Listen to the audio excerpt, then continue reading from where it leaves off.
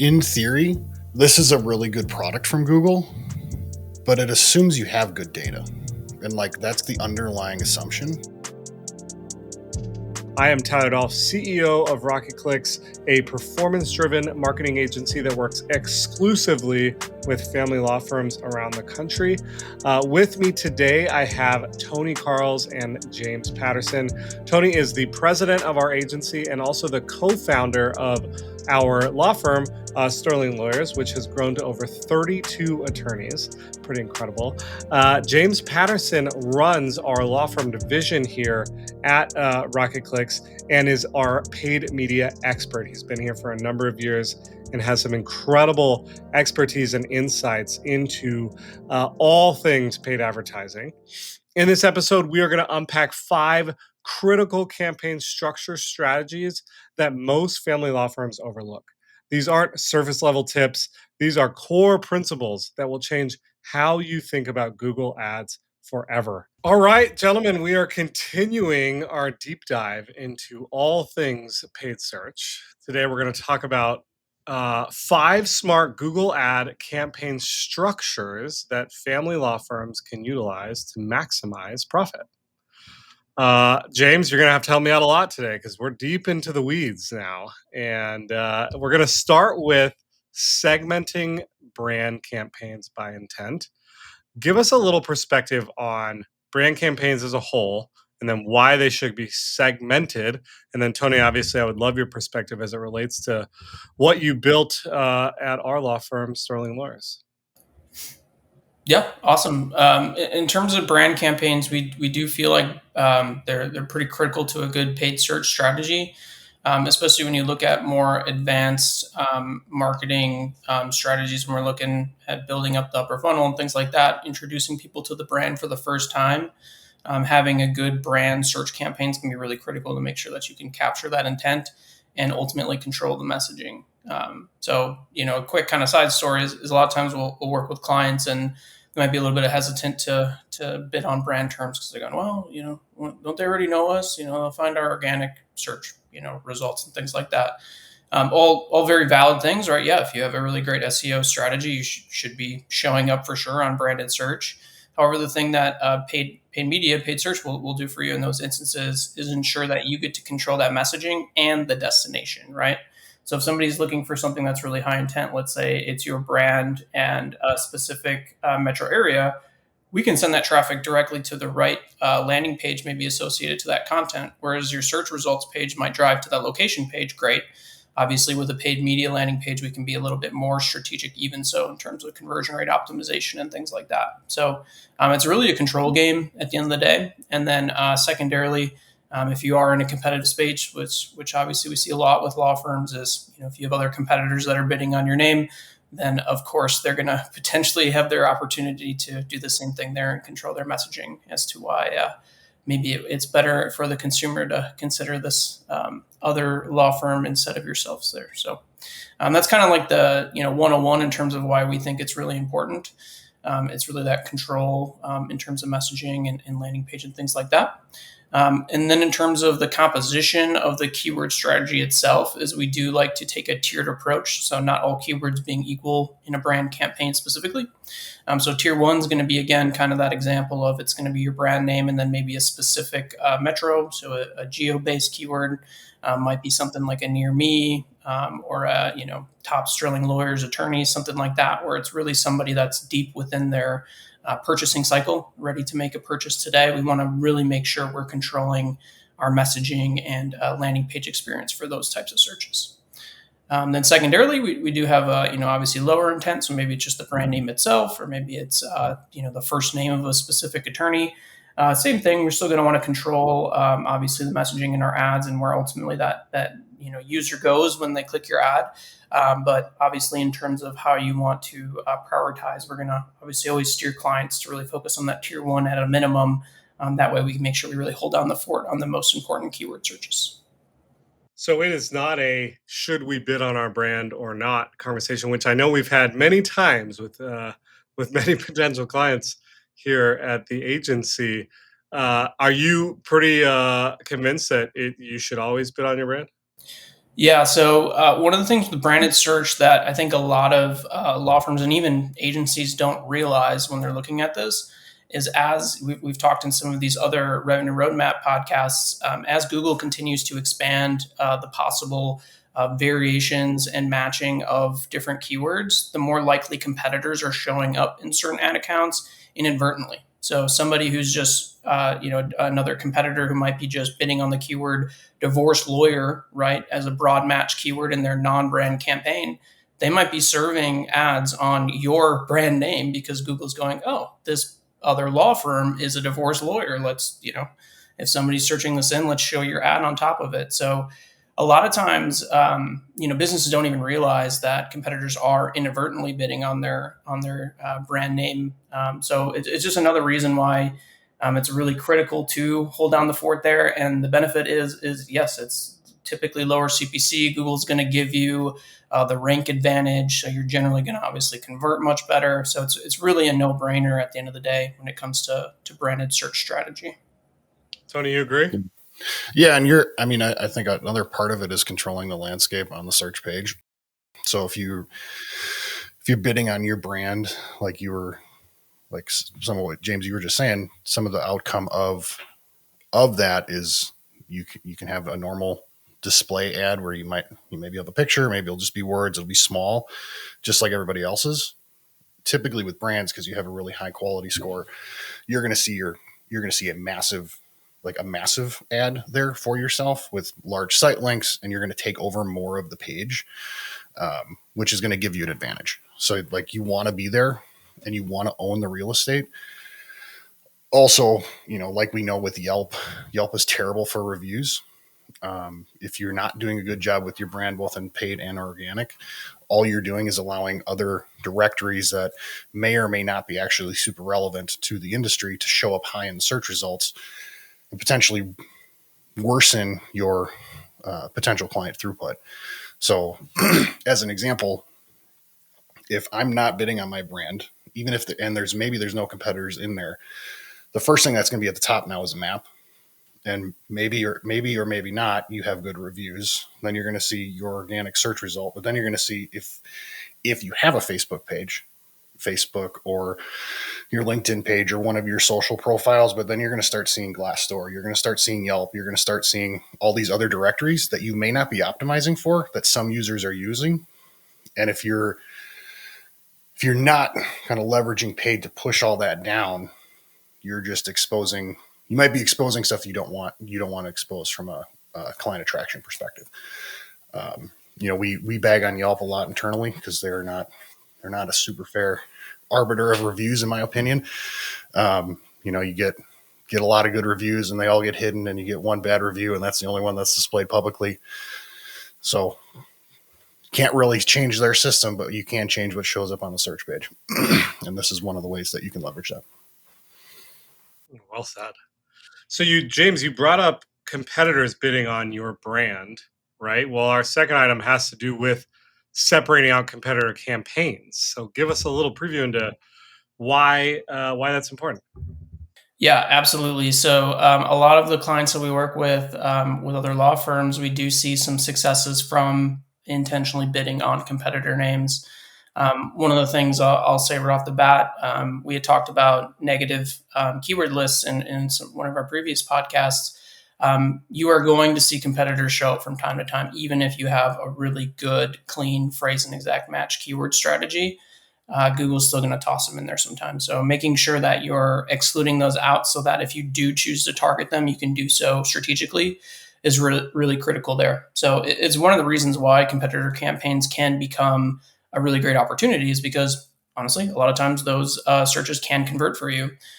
You do have a little bit of a disadvantage from a rank perspective, since obviously, assuming they are running a brand campaign that, similar to our last topic there, they're going to potentially be showing over you. But if you do have a unique value proposition that feels like, you can really stand out from, specific competitors, it can be a really great way to give you a shot to persuade somebody who's, already gone through some of the research and is familiar with another law firm to ultimately maybe consider looking at you as well. So really kind of the best practice here is we want to make sure that we're obviously separating those out into a separate campaign. Every advertiser can run what's called an auction insights report to kind of understand what competitors are also bidding out there. It can be really important too, just to look at it from whatever the case may be, and get an opportunity to say, hey, guess what? We're here too if you're interested in looking at law firms right now. So it can be a really good way to go ahead and capitalize on interest. One of the things I'll say is, like, from a landing page, some of the law firms that have the most success here is if you have a really strong brand and USP strategy, you can really knock things out right here, right? Address objections that consumers are likely to, experience by working with some of your competitors, right? On the exact landing page, exact ad messaging that you're putting in front of them. So it can be a really cool way to kind of know what are the pros and cons of some of my competitors in my market, and how can we get ahead of that. So as consumers are naturally doing the research there and maybe calling in for a few other alternatives in your marketplace, you have the opportunity to kind of get ahead of that and make them feel like, oh, this business really knows what how to run a law firm here. So it's a lot of Can good you opportunity. can you expand a little bit more on the auction insights piece? You mentioned thinking about the competitive landscape, so you shouldn't just bid against maybe your mortal enemies, or competitors in the space that annoy you. Give us some perspective on how you prioritize which competitors to go after. Yeah, so Auction Insights is a really cool report. The downside is that you don't get visibility to exactly what competitors are paying and things like that in terms of their monthly costs. But what's really cool is you can use Auction Insights to look at various different levels of performance data. So you can look at the campaign level, ad group level, or even specific keywords, right? So if you have a really valuable keyword like divorce lawyer near me, right, that you're bidding on, you can look at Auction Insights for that specific keyword and push out other ones that maybe you're less interested in. That report itself will show you basically the list of all the domains or competitor websites that are actively bidding on that same keyword based off of your time frame you're looking at. And you're going to be seeing a lot of impression share type metrics, right? So how often are users showing based off of the number eligible searches that exist for that keyword? What's their top of page rate, right? How often are they overlapping with us? How often are we outranking them when we're showing at the same time as those other competitors? It can be a really great way to both understand, well, shoot, I didn't think that was really a competitor of mine, but they're in here, so we got to treat them as such, right? Another opportunity too to understand, like, hey, what do we need to do to maybe get ahead of some of our competitors? Like, is there little signals or trends you can find? Like, it looks like, hey, they were really high in impression share for the beginning of the month, then they drop towards the end. Is that an opportunity for you to maybe rev things up towards the end of the month and capitalize on maybe budgets running out or whatever the case may be there? So it's definitely a really powerful report with a lot of different possibilities that you can use it for. The other thing with competitor campaigns, so when you think about the law firm industry, especially in family law, a lot of law firms aren't overly operationalized. And, like, what do I mean by that? They don't know what percentage of their calls they're actually answering. They're not because they're not measuring it. Really good opportunity here, or something to exploit, is we've seen clients come in where they're only answering 60-70% of their phone calls, which means it's hard to get a hold of them. That's actually what that means. And a competitor campaign in that instance gives you an advantage. If you are operationalizing your law firm, you are measuring answer rate, and you're starting to think strategically about what happens in the marketplace as a purchaser is going through the journey of potentially buying. Because this isn't like a one call close situation, right? Typically they call in, they're going to do some sort of case evaluation to see if it's even something we can help with. They're going to schedule a consultation. They may or may not get a retainer at that consultation, and then they're going to follow up to sign and fund it. So, like, that takes several days. If you're not good at communicating and answering your calls during that time, you're starting that relationship off kind of on rocky footing, and other brands that are more operationalized are going to exploit that. That's something that we've definitely done at Sterling, and that's why some of our competitor campaigns work pretty well, because there's firms that don't make time or are intentional about some of these things that matter a lot to clients, and we may not have been on what we call the short list. So that's what I call it, is every person that's going through potentially buying a service, they have a short list. And if there's branding in the marketplace, typically it's going to start with who they know. If there's not branding in the marketplace, which is a lot of family law firms, it's who do they trust in the market. And you can easily break that trust because there's no previous relationship. And like in this instance that we're talking about, this example, these are mini broken trust points. And you can be present there and like get the opportunity and like get on the short list. So like it's one of the reasons you want to be here. It's one of the reasons you want to be strategic and think about this stuff, because there's opportunity. 100%. We've talked about branding campaigns. We've talked about competitor campaigns. Now I want to shift our focus to non-brand campaigns by service, geo, and intent. James, give us a little overview here. Yeah, so the way we like to look at non-brand search is obviously the more segmented you can get in keyword intent, typically the better results and better budget management that you can achieve with your campaigns. So the way we look at this is, I know we've talked in previous podcasts about, basically the value of our different types of intent in our campaigns. The way we look at that is generally we'll have a service and call it a core campaign. That's going to be searches like, if we call it a divorce campaign, it's going to be just divorce lawyer, things pretty basic in terms of folks looking at kind of that, upper funnel type search there, really basic. From there, we'll have a core geo campaign for divorce. So then it'll be divorce lawyer Milwaukee, for example, different variations based off of what you're targeting that campaign. Then from there, if you're in different cities and things like that. Then we'll have a buy core, which is generally going to be then a divorce lawyer near me or top divorce lawyer. So different iterations there, variations on your keywords, where it's somebody who's really kind of selecting as, hey, I'm ready to buy. I'm going to make a purchase decision here. And then the Holy Grail, the one that we do get the lowest search volume for, but still really can be impactful to target, is then the buy core geo. So then it's putting that all together, right? So top divorce lawyer, Milwaukee, Wisconsin, right? That's a big money keyword right there. People aren't typing that in every single day at the same value as just divorce lawyer or even divorce lawyer, Milwaukee. But if you can target those and put together a good ad creative strategy and landing page strategy as well, you have an opportunity to really, really get in front of probably the most highest intent searchers that you can find for your services. So then you would repeat that for all of the different practice areas that you do. So child custody, child support, if you're doing criminal, personal injury, things like that, right? You're going to have all kinds of different variations of kind of those 4 different intents split out for each one of the different case types that you want to focus on.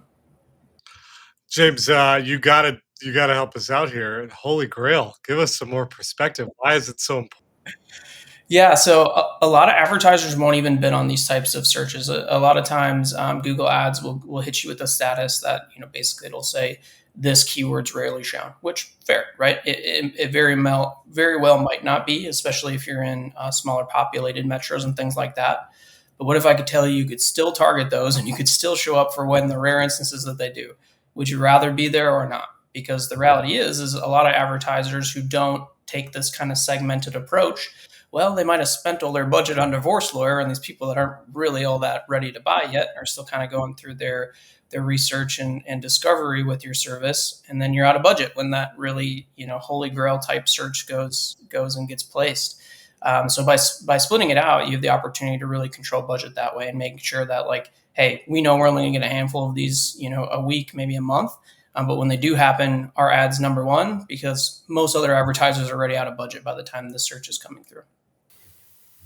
Yeah, I would say like the science behind this is really the longer your query generally, the more intention is behind it.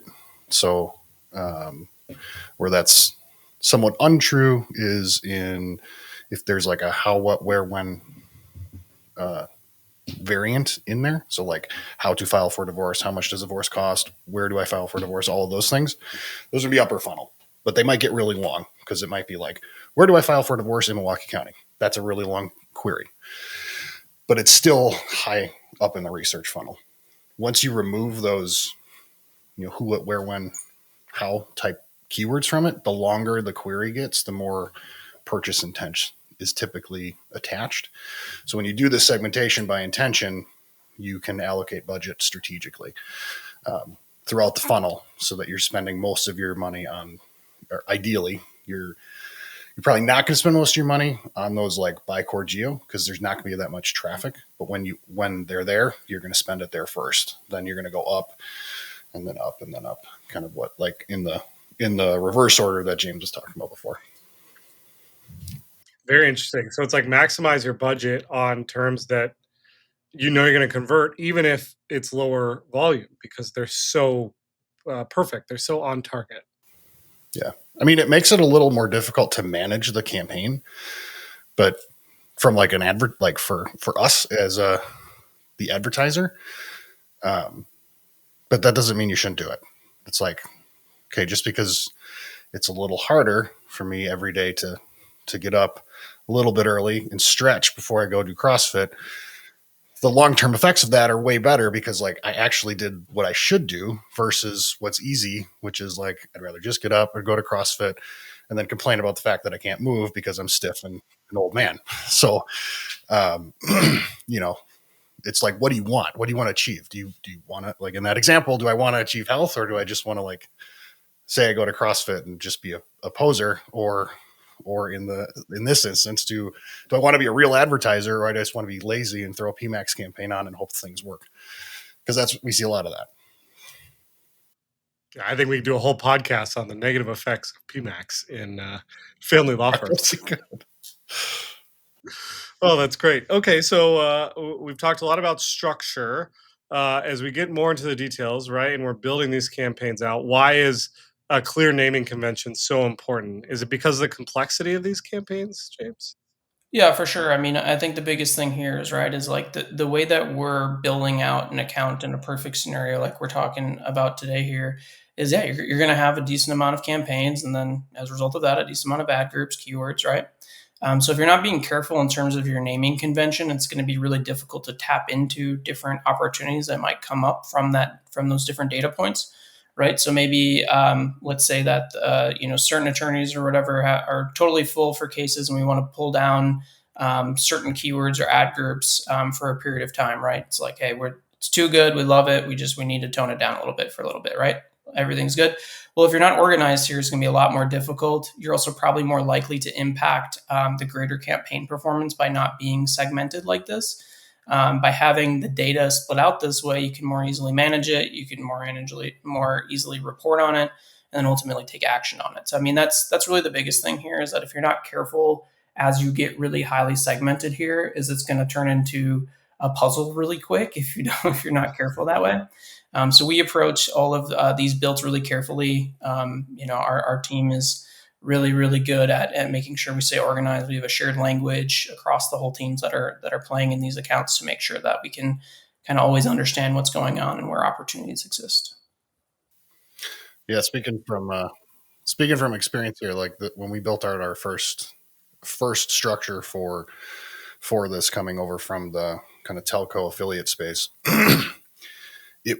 we didn't do a ton of non-brand in that space. So once we started doing non-brand, like we had to learn it, and then it quickly turned into a puzzle that we had to unwind and like get into a better structure so that we could actually manage it, just like James was saying, because it was, as we learned all of these different things around intent and length of keyword and all of that stuff, it became obvious that we need to restructure so we could allocate budget more efficiently and effectively. And as we grew in different metros, like we do now, like one of our big things that we constantly talk about every time we meet with Sterling, because we're managing their stuff still, is what's the capacity like in every metro, so that we can throttle things up and down for them, so that we're not wasting budget dollars where we can't actually execute on the cases. Yeah, well said. It's never ending, is what I'm hearing. There's no set it and forget it. Well, our final item is the item we should probably do a whole podcast on, which is be cautious of performance max. Now, I'm a generalist here, but I take all of our intake calls at the agency where I talk to law firms all the time who are looking to grow their firm. And oftentimes I'll ask them, what they're doing on the paid media side. And a majority of the time they say, well, my agency told me all about this PMAX thing and it's the best thing, since sliced bread. Uh, and I chuckle because I know our perspective on Performance Max. But James, why don't we start with an overview? What is Performance Max? Why does Google love it so much? And what should our listeners be concerned about? Yeah, it's one of those things, Tyler. It's like where to begin here. But yeah, I'll start with an overview. So basically, what a PMAX campaign is a black box that Google has created for essentially advertisers or businesses to spend dollars on Google Ads very easily. One of the things it does is it goes beyond specific different media buys, like a specific display or YouTube or search campaign, like we've been talking about today, and it combines it all together into one. So essentially, you put in different um, audience kind of signals and things like that you want to potentially target on, and then Google's going to go ahead and decide when to serve your ads, whether it's in the display network, YouTube, shopping if you have a shopping business, things like that, or search ads, and essentially you lose very little control of everything that's going on in there. So it's really You lose only lots beneficial. of control, not very little control. Yes, yeah, you have almost no control. Yeah. So one of the things that happens a lot of times with businesses that are using PMax, right, is that they'll report and they'll go, "Oh man, we're getting like really good results from this thing," because they're just reporting on the campaign metrics on the front there. But when you actually go dive in, and a lot of times you need special scripts and things like this to actually get the more deeper reporting insights that you'd want to see in there, we see things that are just absolutely ridiculous. Like we're talking about all the segmentation of different practice areas and being really mindful there. Like I think Tony, you talked about horse lawyers. Yeah, it's that kind of stuff you're going to find in there a lot of times. Branded search is huge. A lot of times, all of the conversions we'll see reported in PMAX campaigns are generally branded search, which is great. Right? We think branded search is important, but if you're spending a ton of dollars here and hoping you're going to reach people up funnel and obviously bring in net new users, there's a much better way to go after those folks and ultimately make sure you're controlling spend for that. So there's really not a ton of benefits other than the fact is like if you're like a super tiny business and it's like I just want to throw $50 at this month and see what happens, sure. But if you're past that level, which obviously thankfully a lot of the law firms we work with are, this is not something we're going to recommend unless you have everything else set up really well. So you have a very segmented search campaigns. You've looked at upper funnel strategies and different platforms even outside of Google products, and you have really great offline imports in terms of your conversion goals. So what I mean by that is you're not optimizing for things like, oh man, some of the worst we'll see is like button clicks, right? Like even we want to go beyond phone calls placed and form submissions and actually optimize for customer records, basically moving it through different stages in their CRM. So there's kind of a lot there where it's like the use case for most law firms, it's not going to make sense unless you're really advanced and it's more of a testing opportunity for you. Now, go ahead, Tony. Yeah, I was just gonna say, like, in theory, this is a really good product from Google, but it assumes you have good data. And like that's the underlying assumption. And it doesn't mean like you have data, which like phone call or web lead, because you actually don't want to leverage a PMAX campaign to optimize for that. Because you're gonna get a whole bunch of junk. Like we all know in a family law firm, you get tons of calls on people that are kind of kicking tires around. Can I lower my child support? No, you can't. Like, I'm sorry, but you can't. And like, I don't really want this phone call because I just paid $20 for this thing. Like, because most of the time that's the answer, and it's just a waste of a phone call. But Google saw that as success. Let's send more of these to this firm, and then it doesn't work. And then people are like, "Well, paid search doesn't work." It's like, yeah, paid search doesn't work when you implement it silly. So, in instances where you have really good data, especially on like if you're an e-commerce business, if you're a shopping business and you have great data, this works really well because you're leveraging all of Google's information to find these users online. but it's because the conversion literally happens all online. It's typically one purchase path. You're not doing multiple touch points over 18 months. You're buying X widget. So maybe you visited the site 2 or 3 times. You did a couple of research. It all happened within 30 days, and it's a lot more useful then. So it's, I think what James said and kind of how we implement it is like when we do it, it's testing ground to go find other opportunities. It works really well if you have really good data, but most law firms don't, because they're not sending offline conversions that are pretty far down the sales process, like customer records from your CRM that actually received a retainer. Those would be perfect. That's great data to send back. And now PMAX might start working for you effectively because it's optimizing for something that's useful, not just an action that happened. So it's an interesting tool. It's great in theory. It's not great in every practical instance. Yeah. Sounds like if we were running an e-commerce podcast, we may have a whole different narrative. We would probably have a very different opinion. Yeah, definitely to add on there from a lead generation perspective, that's where really this misalignment with PMAX comes in. It's just if you're not sending that data and that feedback, if we got Tony and Tyler are both people that are filling out forms on the website, Tony ends up being a paying customer. 14 days later, Tyler was a tire kicker and left immediately, was looking for the wrong service. If you're not sending back that feedback to Google, especially if you're using like a PMAX campaign, Google's just going to keep treating them equally, and you might end up with a lot of Tylers in that situation and very few Tonys. So the only way you can really work against that is by having really reliable data coming back to really educate Google on what good looks like from a lead perspective. The lesson there, I don't think anybody wants more Tylers than Tonys anyway. Yeah, that's nice.